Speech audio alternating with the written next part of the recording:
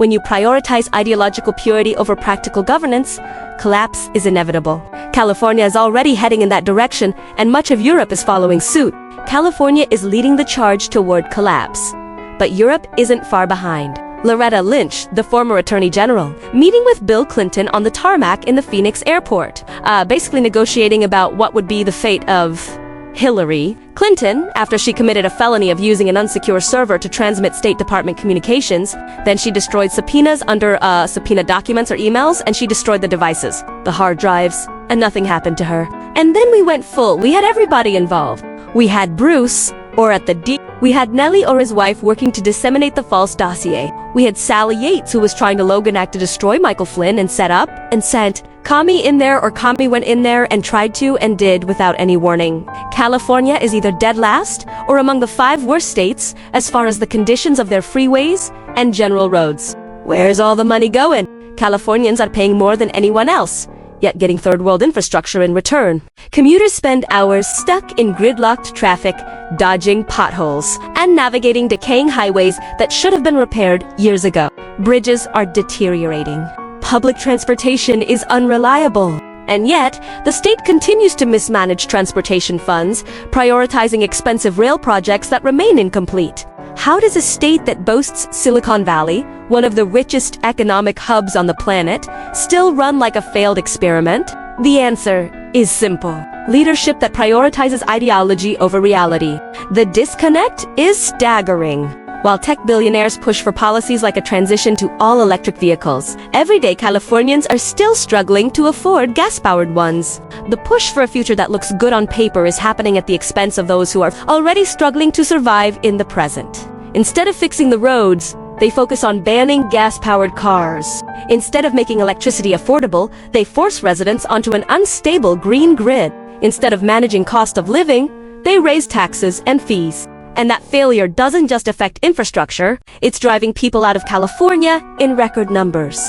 The combination of unaffordable living costs, unreliable surfaces, and crushing taxation has left many with no choice but to leave. The middle class, the very backbone of California's economy, is vanishing. Families who have lived here for generations are packing up and heading to states where they can afford a better quality of life. California isn't just losing people, it's bleeding them. Every day, more and more Californians pack up and leave.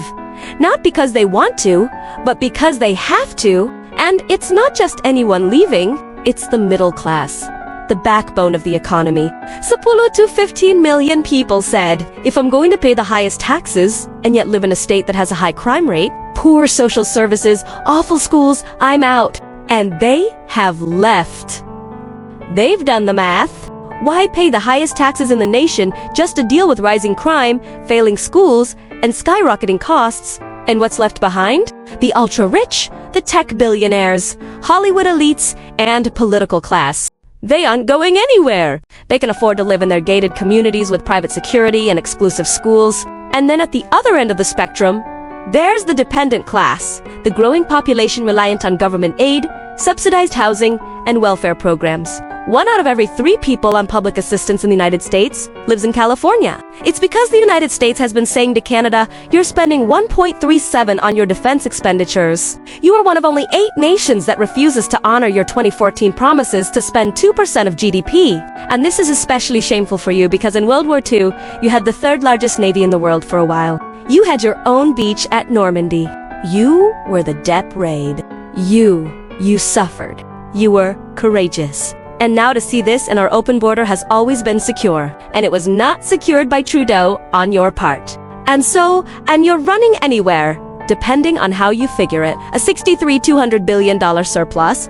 You've got asymmetrical tariffs. And so when Trump emphasized all of what I just said, but in the Trump art of the deal, it's loser 51 state. Then it made it impossible for a conservative to object to what the liberals were saying about Trump, because then they would say that he was a Trump puppet. So then he was critical, or more critical of Trump, and that meant that Trump was critical of him. And so he lost. It was a lose situation for the conservatives. If they objected to what Trudeau has done, and Carney, is that his name? Carney.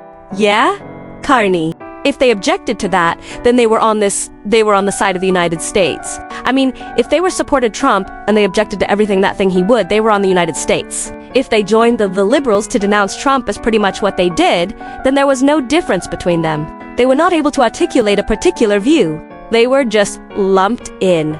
Well, if you feel like the liberal people do and Kerch doesn't like Trump, and then you agree with them, then why change governments? So, it was a very hard thing to do. And yet Trump couldn't come out, and that means if the filibuster is bad when they're in power, it's good when they're not in power. If you have a blue wall, the Electoral College is wonderful. When it crumbles, it's racist. If you need your back, you're behind in the Senate, then you want Puerto Rico and DC to come in to get 4 Senate seats. If you've got the Warren Court and everything, you just damn the FDR 1937 court packing. If you're a minority on the court, you only have 3 liberal judges, then you've got to pack the court. It's all transactional. It's all about power. Who caused the counter-revolution? It wasn't Donald Trump. Wasn't Marco Rubio. It wasn't Pete Hexa. They took the country so hard left by inventing a third sex, by inventing a new foundational date, by tearing down statues, by renaming things, by putting biological men and female sports, by not a poorest, but a destroyed border, not 1 million a year, but 12 million over 4 years. Not just to defeat in Afghanistan, but an utter humiliation and turning over weapons to tariff. It was something we'd never seen. And to correct that, they're going frenzy. But Donald Trump is not going to be Mitt Romney. I'm sorry. He's not going to say, well, they've kind of been a little extreme, and I've appointed 6 committees, and they're going to report back to me in a year with commission results. It'll be bipartisan. We can work across the aisle. We'll have sober and judicious Kamala Harris will be on the commission. She's a very responsible person. And then they'll give us a set of recommendations, and I will take them to the Congress, and we'll see if we can address that's what they want. That's what a Republican would do. And so the other thing they're really angry about, they thought that after the first Trump term, they had his number. In other words, they had the Mueller for 20, they went from the Mueller investigation, and they waited about 3 months. And then it was the Vindman impeachment, and that went for another impeachment trial. And then they had all of the other little shenanigans disinformation lap. And they had people in that administration. There was anonymous saying that we have an internal coup, and we're stopping all of that guy, whatever his name was. Low-ranking Homeland Security official. The New York Times had a high, important official. He wasn't. Then they had people that, Rex Tillerson's a nice guy, but he wasn't on the mega agenda. Jim Mattis is a nice guy. He wasn't on the mega agenda. John Bolton wasn't on the agenda. And they had the Omaros and the It was chaos. If Trump gave an order to a cabinet official, they either would ignore it or they'd find ways to counteract it. And so he had 4 years in the wilderness to ponder all this, and for years of being 5 civil and criminal, 83 indictments. And when he came back out of the wilderness, kind of like with a bullet, right? Exactly. He said, you know what? Instead of me arguing with my own cabinet, I want what Joe Biden once called ultra mega. I want them to make suggestions to me. So, he picked this cabinet, and it's a revolutionary cabinet. It really is. And I think Elon Musk said that the other day. They're very good at what they do. They're fearless. They're competent. They have enormously successful communication skills. They've been in private enterprise, many of them. When you hear Tulsi Gabbard talk, she's eloquent, mellifluous. When so is Pete Hex, so is Marco Rubio.